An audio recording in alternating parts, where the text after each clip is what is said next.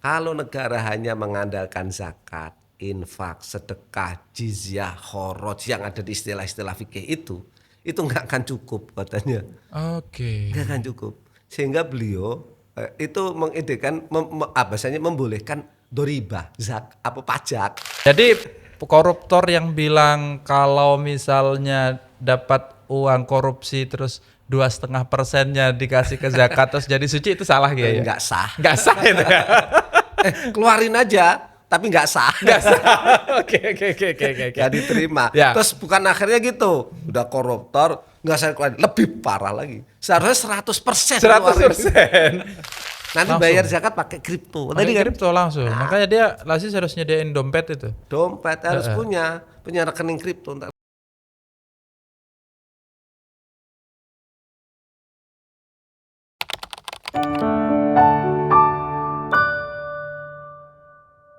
Halo, assalamualaikum warahmatullahi wabarakatuh. Waalaikumsalam warahmatullahi wabarakatuh. Jadi di dalam Islam itu ada kaidah begini, hukum itu mengikuti keadaan yang berkembang. Dulu keadaannya berbeda dengan sekarang. Kalau dulu orang tidak mengenal pekerjaan yang berbasis digital seperti saat ini. Nah, sehingga hukum mengenai digital itu dulu nggak pernah ada. Nah, karena hukum mengikuti keadaan, maka sekarang ya hukumnya juga harus berkembang. Nah, kalau dulu profesi seperti orang trading saham, kripto, atau dia punya aset digital, affiliate, jualan online, itu belum ada kayaknya di kitab-kitab fikih klasik gitu. Terus pertanyaannya zakatnya itu gimana? Penghitungannya itu seperti apa? Nisabnya itu kayak apa? Apakah perubahan-perubahan itu kita perlu diskusikan juga, karena bagaimanapun di dalam Islam itu sedikit apapun uang yang kita kumpulkan itu dipercaya itu ada bagian dari orang lain di dalamnya, ada hak orang lain di situ. Maka untuk ngobrol mengenai yang kontemporer saat ini, karena perubahan itu dinamis, kita akan ngobrol dengan Kiai Haji Muhammad Bukhari Muslim, dosen Fakultas Syariah dan Hukum di UIN Syarif Hidayatullah, soal perkembangan zakat yang profesinya sudah macam-macam. Halo, assalamualaikum Kiai. Waalaikumsalam warahmatullahi wabarakatuh. Apa kabar? Alhamdulillah sehat, semangat. Semangat. Apalagi ngomong zakat. Nah, apalagi ngomong zakat. Ini lagi hits ini. Yes. Tapi bagian yang hits itu adalah coba kalau kita mulai statementnya Pak Menteri itu gak ada yang salah kan? Udah mulai ini. Maksudnya saya melihat pertama tidak ada yang salah dari statementnya Menteri itu soal bahwa kita tidak bisa hanya rely on zakat untuk mengembangkan untuk kehidupan yang lebih tapi juga pada infak dan sedekah, karena itu jumlahnya jauh lebih besar. Bagian itu kayaknya tidak ada yang salah, benar nggak, Gey? Ini repot, kirain kita mendukung nanti. Enggak, tapi memang saya ngomong dari aspek ilmu nih ya. Dari aspek ilmu. Sebagai akademisi, saya pernah menulis disertasi saya dan saya baca di Muqaddimah Ibnu Khaldun. Ibnu Khaldun itu kan sezaman dengan Ibnu Hajar al-Asqalani. Dia asli Maroko, kemudian meninggal di Mesir. Jadi sekitar 1200-an. Sekitar itulah, saya lupa tahunnya. Beliau tuh ringkasnya begini ngomongnya, ini dalam tidak mendukung tadi yang komentarnya. Dalam urusan mendukung atau tidak mendukung, ini nggak ada urusan sama ini ilmu, ini ilmu, jelas ilmu ini. Beliau mengatakan kalau negara itu hanya untuk keuangan ya, istilahnya fiskal. Jadi penemu fiskal sebetulnya adalah Ibnu Khaldun. Fiskal itu kan untuk mengurus keuangan negara. Kalau negara hanya mengandalkan zakat, infak, sedekah, jizyah, kharaj yang ada di istilah-istilah fikih itu nggak akan cukup katanya. Nggak akan cukup. Sehingga beliau itu mengidekan bahasanya membolehkan doribah, apa pajak. Cuma dia ingin harus berkeadilan. Nah, itu catatannya. Seimbang, segitu. Jadi tapi komentar Pak Menteri juga kadang kebablasan, meninggalkan salah juga. Oh, Iya, itu iya, adalah perintah agama kok. Tapi lebih ekstrimnya Ibnu Khaldun, kalau hanya mengandalkan itu nggak cukup, negara ini dibiayai dengan istilah-istilah yang ada di fikih-fikih itu. Zakat, infak, sedekah, khoroj, jizyah, wakaf, nggak cukup, maka ada doribah. Sehingga nanti teori doribah pajak ini diambil oleh Keynesian. Oh. Sebetulnya ke sana. Nah, intinya gitulah, Iya, jangan iya, panjang-panjang. Tapi kira-kira ilmunya begitu, Cuk. Yes. Ilmunya begitu. Bahwa ini bukan barang baru. Ibnu Khaldun itu sudah ngomongin itu di abad berapa itu? Abad 10 ya? Ya, abad 10. Abad 10. Kiai, tadi saya sudah membuka sedikit banyak soal perubahan cara orang nyari uang. Yes. Kata Pak Haji Roma Irama, 1001 macam. Itu lagunya. Yes. Dari menjual koran sampai menjual kehormatan. Belum ada kripto zaman segitu. Nah, ini sekarang cara kita mengumpulkan uang, bertahan hidup, profesi, pekerjaan itu sudah sangat beraneka ragam. Yes. Ini prinsip dasar zakat itu seperti apa, Kiai? Melihat perubahan cara orang mengumpulkan kekayaan itu. Yes. Gini dulu, kalau kita langsung to the point tentang profesi ya. Ya. Memang istilah profesi itu belakangan muncul. Di kitab-kitab salaf itu khirofah lah istilahnya, hanya khirofah, pekerjaan apapun. Itu memang tidak semaju sekarang. Ya namanya handphone atau ditemukan jaringan internet juga baru-baru. Tetapi ada di syariah itu ada kaedah-kaedah umum yang bisa kita jadikan sandaran untuk mengenakan zakat. Ya. Apapun profesinya. Apapun profesinya. Di dalam Al-Quran itu jelas. Allah berfirman, A'udzubillahi minasyaitonirrajim, khudz min amwalihim sodakotan. Yang ini dipakai Pak Menteri kemarin. Betul. Istilahnya sodako. Sedako. Pak Menteri ini kan ahli tafsir, seharusnya baca tafsir juga. Iya. Kalau khudz itu perintah. Perintah. Al-amru tufidul wujub. Berarti wajib. Lah kalau wajib ya walaupun sedekah namanya zakat kan gitu. Iya. Ya gitulah. Oke. Nah ini ngomongnya perintahkan ambillah. Allah menyuruh ambil. Tapi apa? Min amwalihim, dari harta mereka. Nah harta di sini tidak dibatasin apa profesinya. Oke. Ya kan? Ya ini umum nih. Ya, memang sehingga tidak menyebutkan apapun pekerjaannya. Kalau Anda punya harta, ambil hartanya. Yang poinnya adalah hartanya. Yes, itu.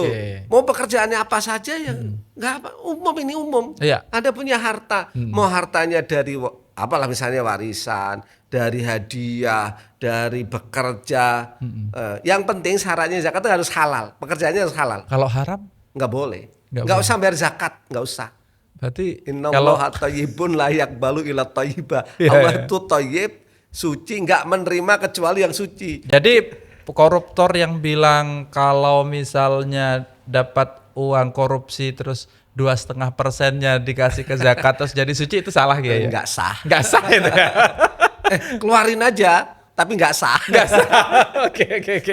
Nggak diterima. Ya. Terus bukan akhirnya gitu, udah koruptor, nggak saya keluarin, lebih parah lagi. Seharusnya 100%. 100% itu. Oke, Kiai, lanjut Kiai. Tadi poinnya adalah bukan profesinya, tapi hartanya. Yes. Jadi apapun profesinya sebenarnya nggak ada masalah. Ada dalam sebuah kitab zakah, bukan milik Yusuf Khaldun, ini agak lama. Itu memang saya baca sekelumit, saya lupa ini halaman berapa gitu. Di zaman khalifah, saya lupa khalifah siapa, para pegawai-pegawai, pejabat-pejabat di kerajaan khalifah itu ternyata sudah dipotong zakat.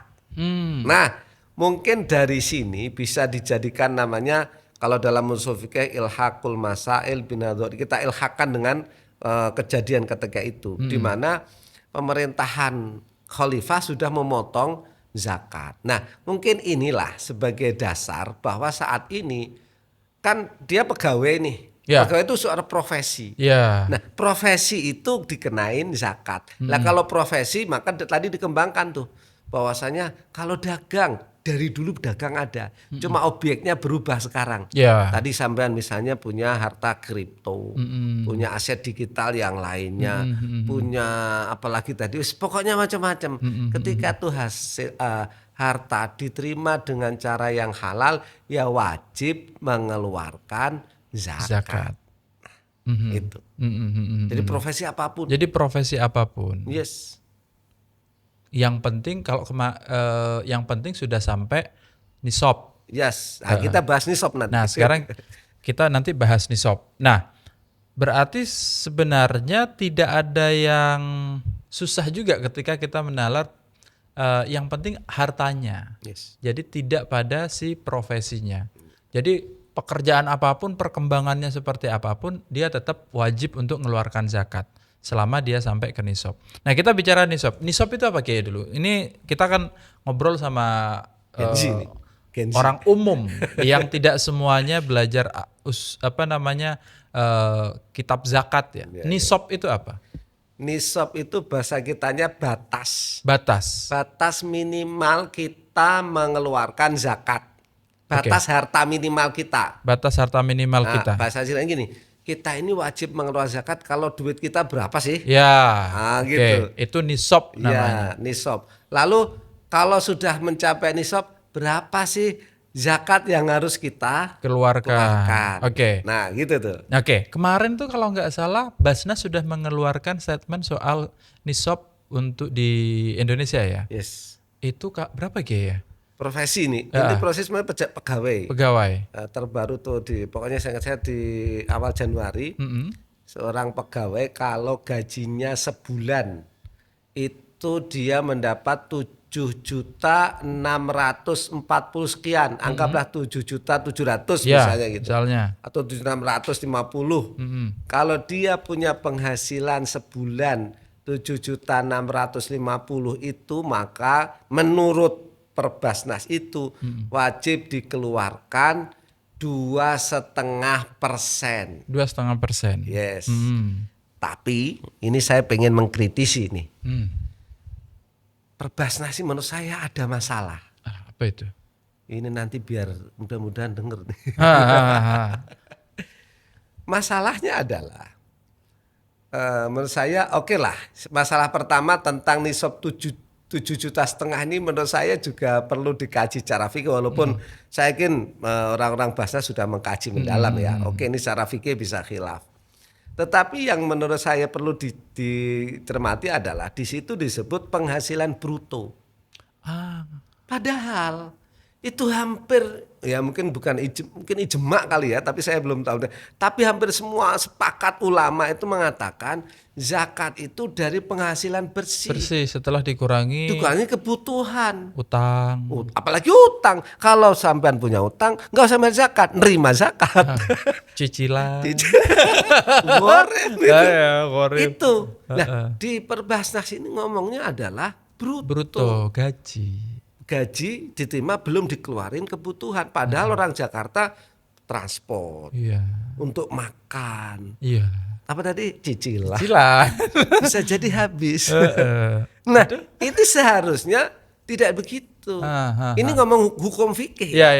Bahkan di fatwa Komisi Fatwa di Ijtima Ulama itu mengatakan harus karena penghasilan bersih, bukan bruto.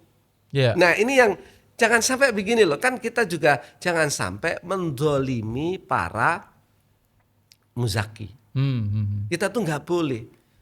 La tadzlimuna wa la tuzlamun, jangan mendolimi orang. Orang yang belum wajib zakat diambil paksa, nggak boleh. Nah gitu. Ya maka yang boleh yang sesuai aturan. Tapi oke lah, ini karena sudah mungkin dalilnya. Pasnya itu kan hukmul hakimi ilzamun wa yarfa'ul khilaf. Jadi katanya ini saya penguasa ya sudah. Ya ada. Tapi memang saya dulu waktu belajar fikih itu memang setelah dikurangi tanggungan lah ya. Betul. Bahkan kalau utang bayar dulu utang. Iya, utang bayar dulu. Artinya semestinya ruang diskusinya adalah apakah ini bruto atau setelah dikurangi kan gitu ya. Artinya kalau kita punya gaji misalnya katakan 10 juta, tapi kalau hutangnya itu cicilannya aja sudah 4 juta, terus Ya, bayar nggak wajib. sekolah anak segala macam gitu-gitu Nggak ya. wajib. Nggak wajib. Nggak Iya, wajib. Iya, iya, iya. Tapi ingat ya, nggak wajib bukan. Tapi kalau dia mau mengeluarkan sebagai sedekah, lah itu bagus, nggak Iya, apa-apa. itu bagus. Nah ini komentarnya bagus. Jangan hanya zakat, tapi juga sedekah. Itu yang dimaksud Pak Menteri. Nah, Kita itu. bisa paham itu yang dimaksud Pak Menteri itu. Nah, ada yang menarik lagi Nah. sebetulnya. Ini kalau kita ngomong kontemporer, mungkin anak-anak sekarang. Saya kemarin baru mengisi Zoom dengan komunitas mahasiswa di Rusia yang mendapatkan beasiswa Oke. dari Basnas dan yang lain-lain. Oke. Nah, memang temanya tentang aset digital. Oke. Jadi ternyata saat ini banyak anak-anak Gen Z itu punya kekayaan. Dia misalnya mahasiswa, dia belinya itu kripto, Ya. gitu. Nah, terus kemudian sampai dia biaya karena kuliahnya adalah gratis, biaya kosnya, biaya makannya ya dari transaksi itu. Iya. Nah, pertanyaan tadi apakah dia harus mengeluarkan zakat? Nah, itu baru mau saya tanyakan itu, Ki. Wah ya. Heeh. Nah, ini yang menarik begini.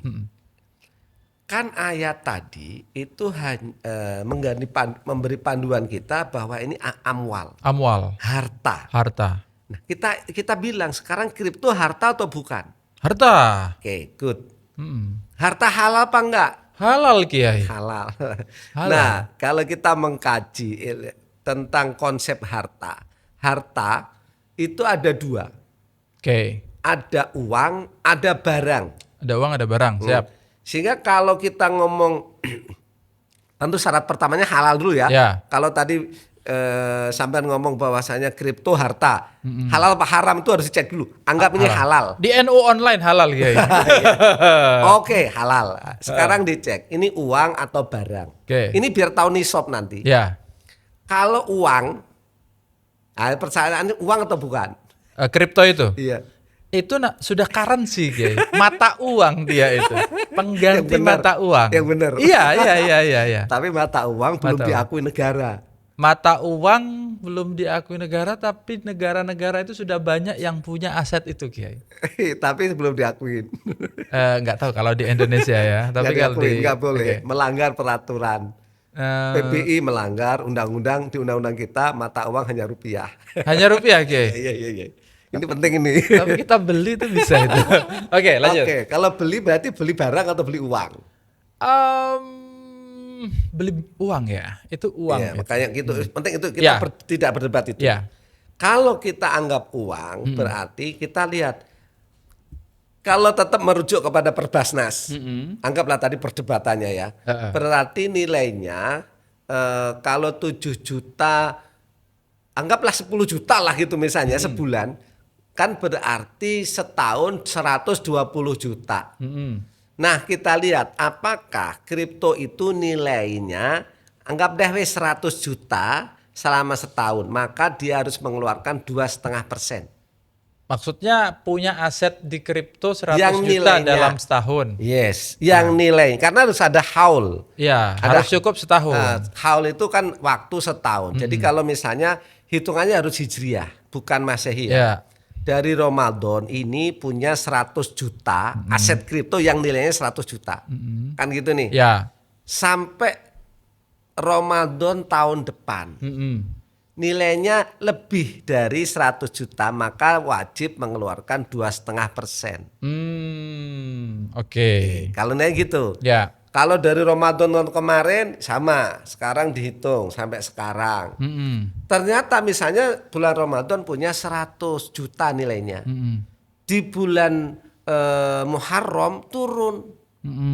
Karena nilainya turun. Gara-gara perang ini. Nah, turun. Naik apa turun nih? Ya. Turun nih. Nggak sampai 100. Anggaplah jadi 90 misalnya ya. Pokoknya nggak sampai satu nisabnya. Nggak sampai satu nisab. Itu nanti dihitungnya dari ketika sudah jadi 100 lagi.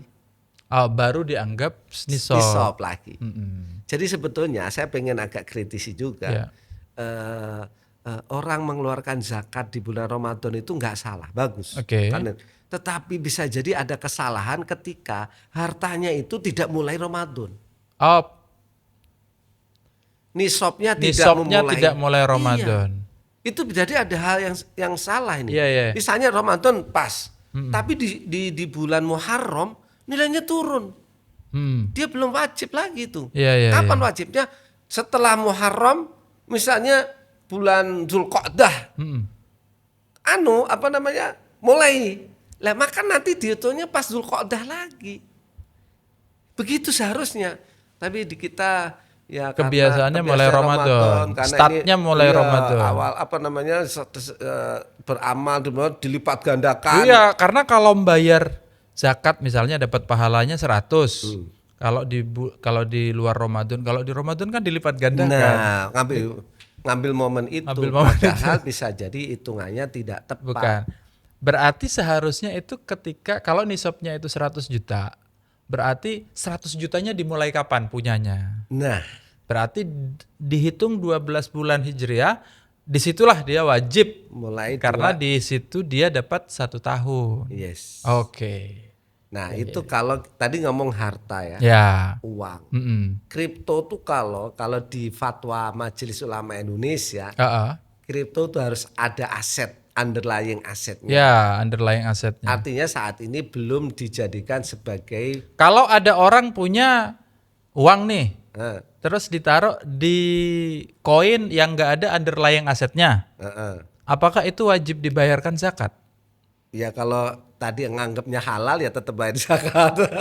Ya halal ya, karena itu hasil kerja, ditabungnya di situ. Ya halal. Kalau kita anggap halal ya. Halal aja Kiai, repot kalau nggak halal itu.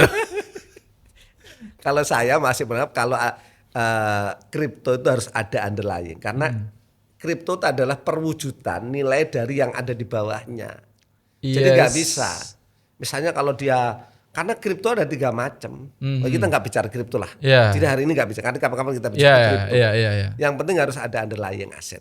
Yang tidak underlying aset? Ya saya menganggap belum halal. Belum halal ya. Kenapa? Bukan masalah riba, tapi horor. Horor. Sesuatu mohon maaf kayak tuyul. Ada tapi volatile lah ya. Dia sangat berbahaya.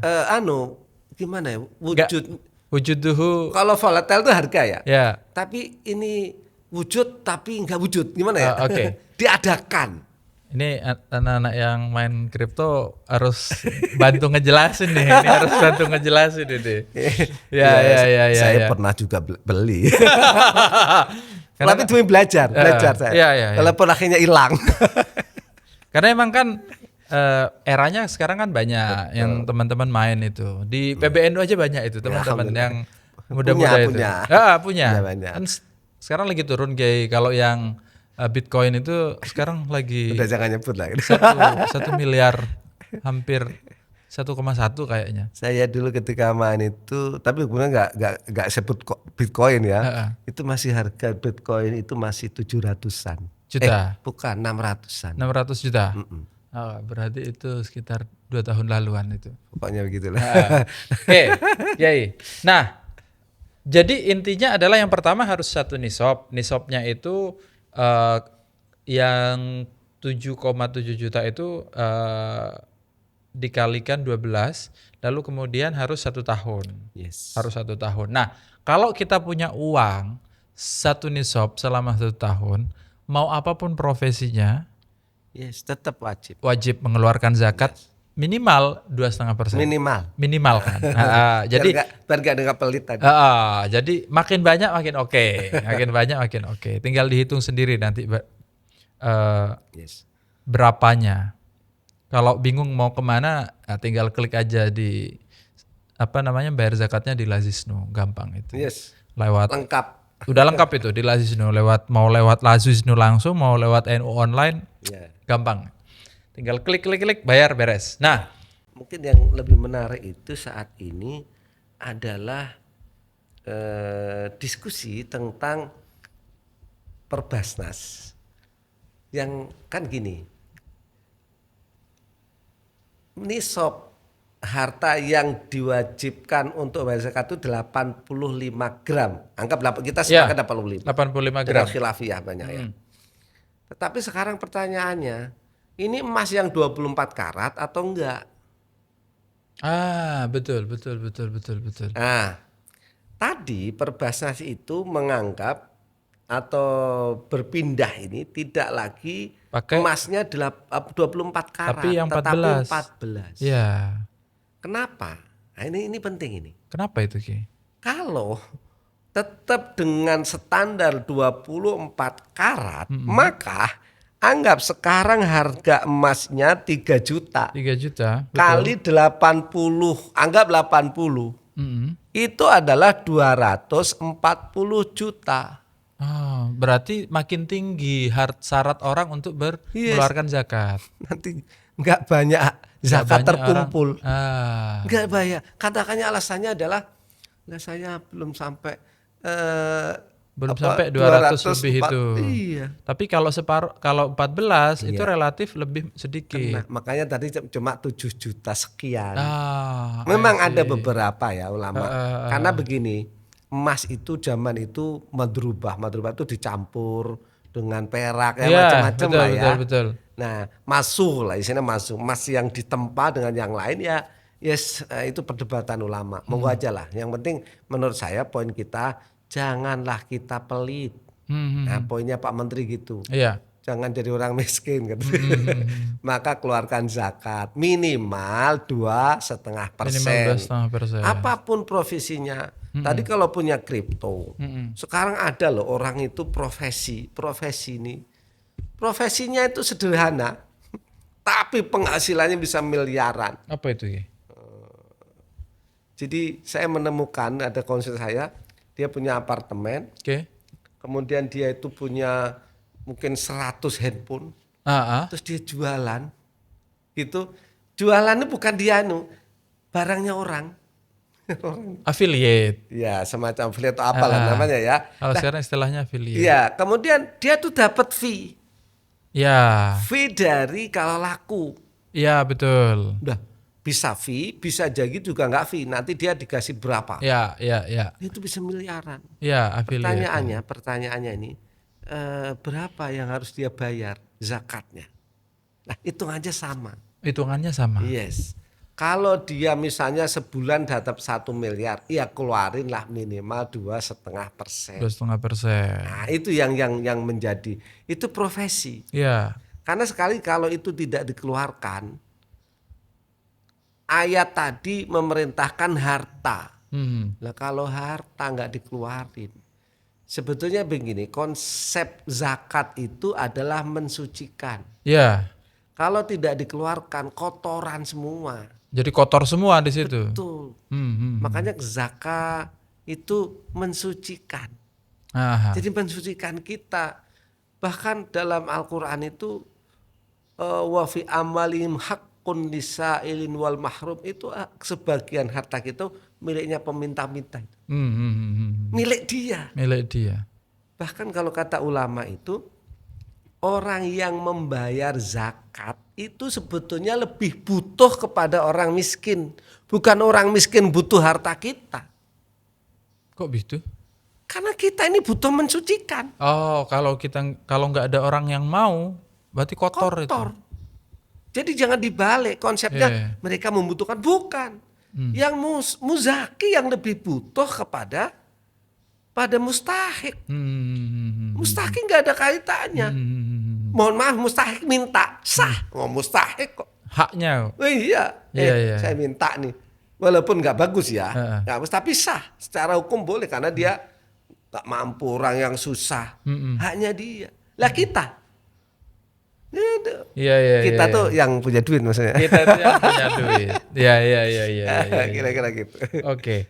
Nah, berarti ini teman-teman harus mulai menghitung ini aset-asetnya itu, aset-aset digitalnya itu mulai dikumpulin, itu dapat berapa ya kan?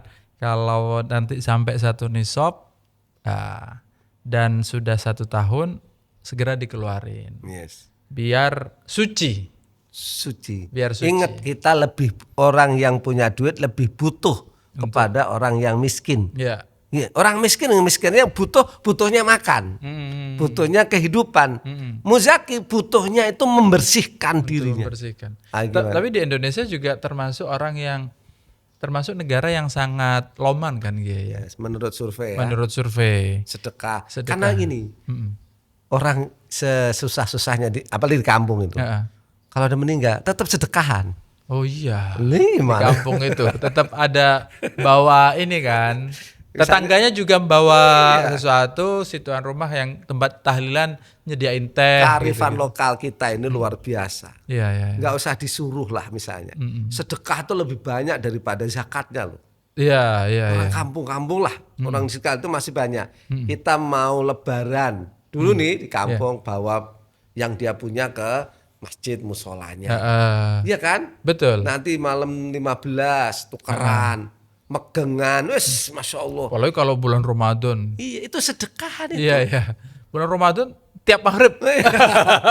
Itu kalau dilihat, apakah mereka sudah punya kewajiban zakat? Belum tentu.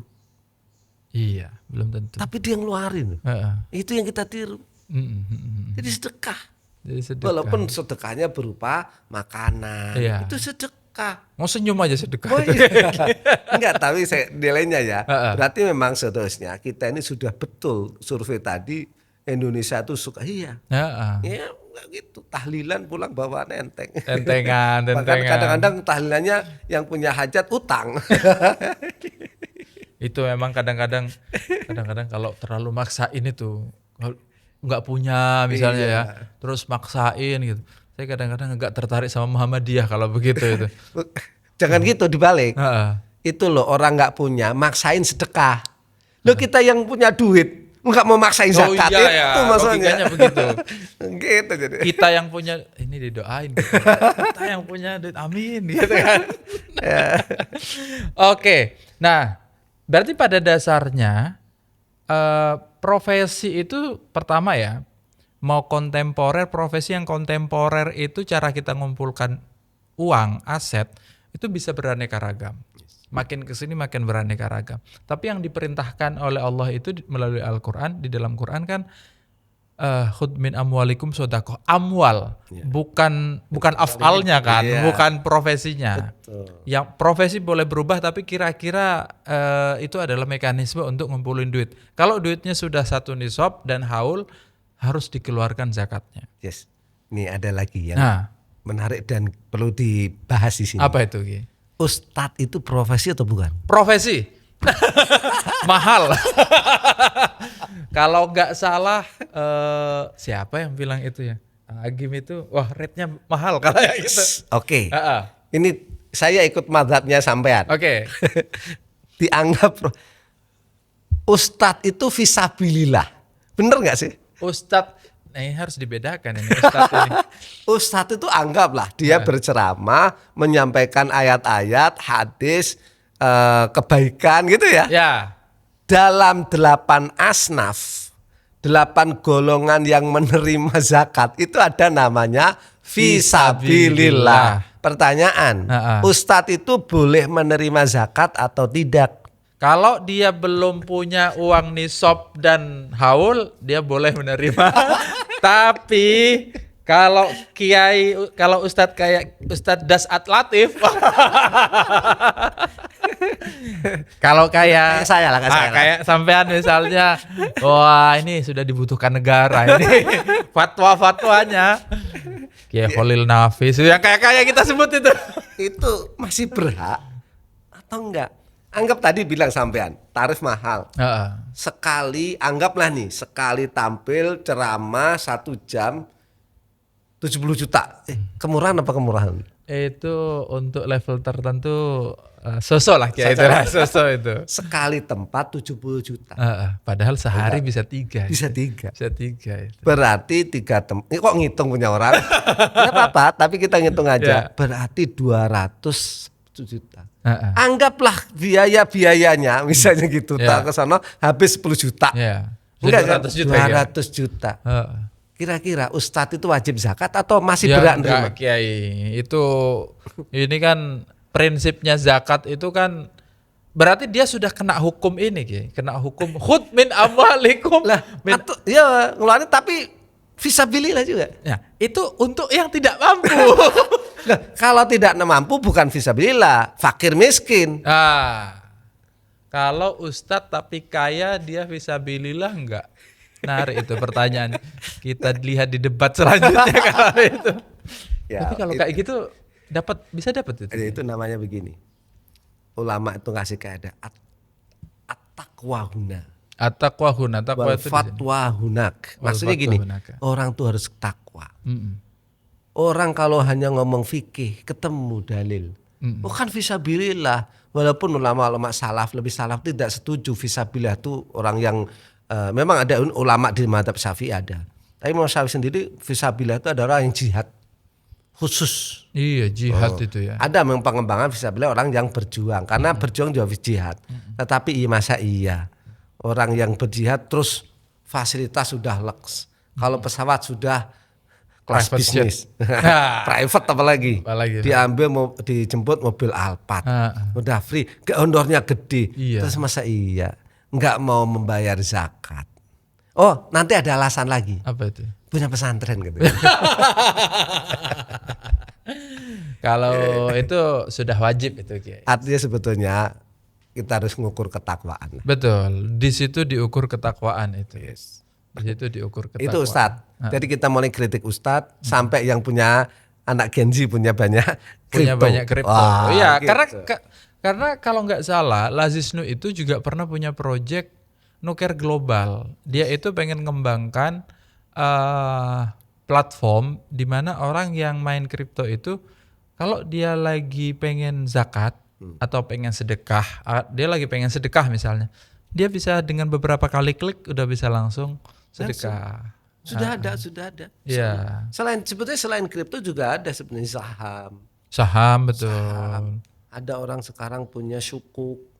Sukuk. Ya, itu sebetulnya luar biasa. Itu apapun istilahnya, yang penting sudah satu nisab dan haul itu sudah harus dikeluarkan.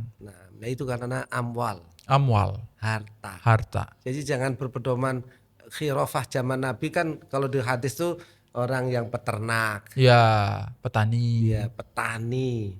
Nelayan nggak ada loh nelayan. Iya, nelayan nggak ada itu. Makanya butuh Makanya baru. Di Indonesia di apa namanya dikiaskan dengan petani kalau nggak salah itu. Ya itu perlu. Iya. Memang ya. Masa iya sekarang ada nelayan kaya raya loh ya. Tapi walaupun mayoritas nelayan miskin. Tapi yang kaya pengusaha ikan yang kaya itu. Nah itu harus Jadi memang isu-isu zakat itu saya kira perlu dikembangkan memang.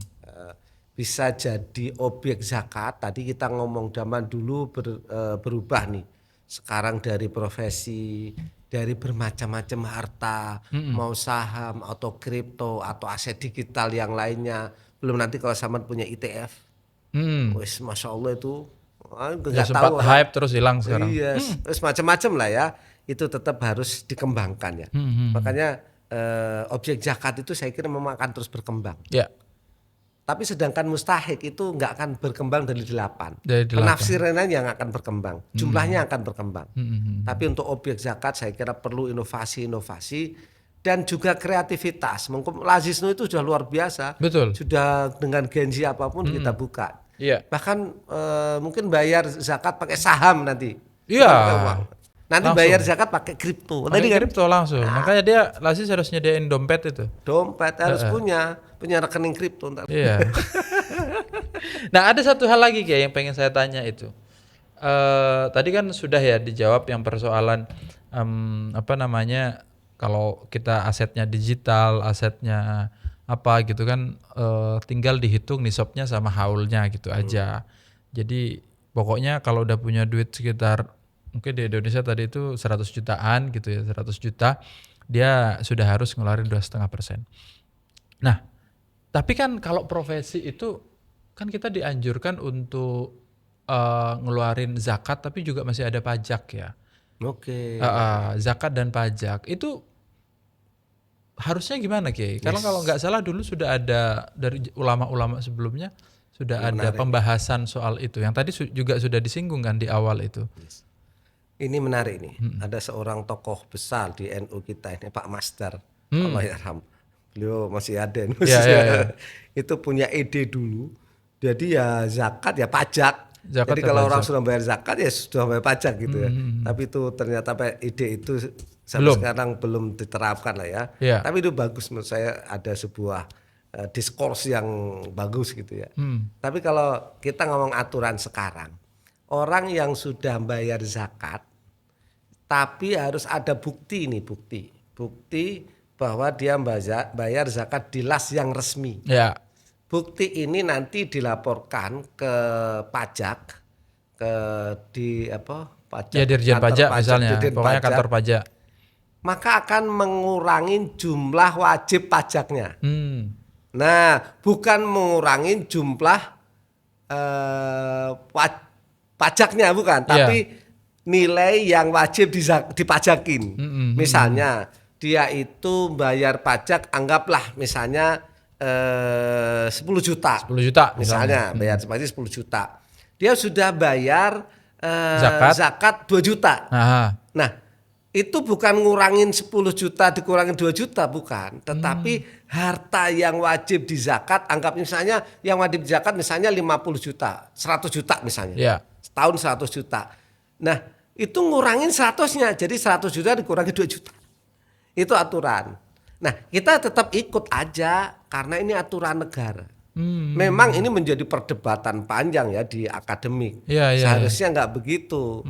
Ini ada beberapa pendapat. Misalnya kalau orang sudah bayar zakat seharusnya mengurangi pajak dong. Kenapa? Karena zakat sama pajak itu diantara fungsinya sama. Iya. Mengentas kemiskinan. Mengentaskan kemiskinan. Pajak itu juga untuk orang-orang miskin. Sekarang ada MBG, program-program prioritas yang lain lah ya. BPJS kan gitu. Zakat juga sama kan? Iya. Kan sama. Di antara fungsi pokok itu. Nah, tapi memang di peraturan kita masih demikian, bahwa kalau orang sudah bayar zakat bisa mengurangi nilai yang kena wajib zakat gitu. Oh, oke. Gitu. Bukan mengurangi pajaknya. Bukan mengurangi Iya, pajaknya. nilai harta yang kena zakat pajak. Itu yang tapi kita sebaiknya ya kan gini, kita ini kan perintahnya atiullah wa atiur rasul wa ulil amri tetap. Karena pemerintah menetapkan ya kita ikutin kita aja. Ngikuti. Termasuk tadi Perbasnas ngomong 14 ya sudahlah. Ya, 14 karat misalnya ya sudah karena kita iya, ikut. tapi daripada nggak bayar zakat nanti. Iya, betul. Ya, memang mungkin itu alternatif yang saya yakin bahwa keputusan Basnas itu sudah melalui kajian-kajian. Ada, dia sebutkan beberapa pendapat ulama fikih lah ya.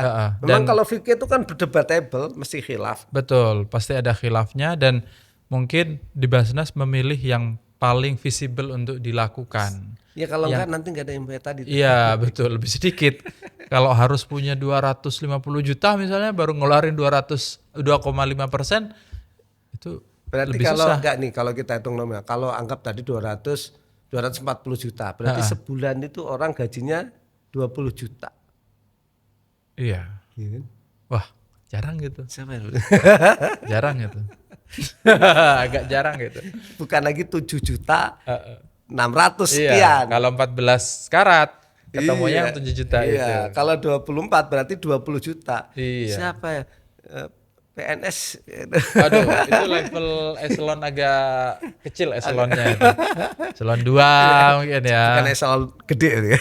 Kalau eselonnya 4, susah itu. Apalagi di kementerian yang enggak favorit. Nah, enggak lah, kita bersyukur. Kalau di kementerian yang favorit bisa itu kayak Menq misalnya. Bersyukur. Bersyukur, betul. Oke, Kiai, terima kasih atas kehadirannya, obrolannya. Kita sudah banyak dapat insight soal zakat kontemporer, bagaimana logika hukumnya dan bagaimana kita memahami apakah kita dalam posisi kita wajib zakat atau enggak. Dengan profesi atau mekanisme untuk mengumpulkan aset dan uang dengan cara yang berbeda dari zaman-zaman dulu.